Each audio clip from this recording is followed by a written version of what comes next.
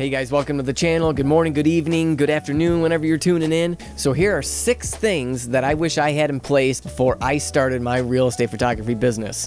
And the first one is going to be getting liability insurance. It's only around $20 a month, which is going to get you about $2 million worth of coverage. Eventually, you're going to have a big agency or a company requesting proof of insurance, and you're going to want to be ready to submit that without them seeing that you just purchased it because they asked for it. And this leads me to number 2. If you're going to be using a drone for your real estate photography business, which I highly recommend you do because it's probably more than 50% of my business, that you get your FAA Part 107 license. The initial exam, yes, you got to go to a testing site and take the exam, but every 2 years after that, it's just an online renewal. It used to be that you had to, up until 2 years ago, you had to go to a testing facility. Now you just do it right on the FAA website, multiple choice, and you get to print out your certificate right there just to show that you're keeping up with the current laws and current information that the FAA requires of you for being an unmanned aircraft pilot. That leads me to number 3. Make sure that you do register your drone with the FAA. That's important.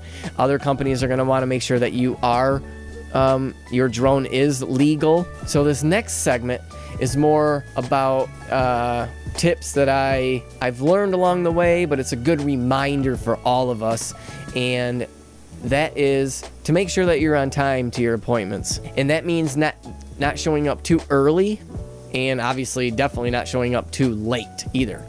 Whatever point we're on. Number 4 is making sure that you're delivering your photos, obviously good quality, consistently good quality, and in a timely fashion. There's rarely a case where I deliver my photos the next day. Make sure that you're getting those photos out quick. You won't last very long in this business if you are taking 2 or 3 days. It just isn't going to be an option. Point number 5, and that is when you get to the house, make sure that you're aware of the floor plan. You maybe do a quick walkthrough, ask the realtor or the homeowner how many bedrooms there are, how many bathrooms there are, and then just keep track. Make sure you don't miss any of those. Make sure that things under the bed aren't visible, cords are tucked away as much as possible.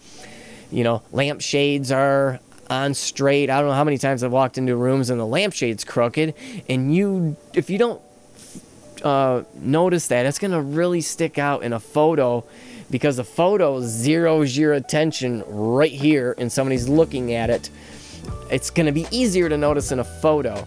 So it's also easy to get tunnel vision when you're working, because you're trying to move fast at the same time you're looking at your camera, trying to get all your camera settings, and you might just be in a hurry.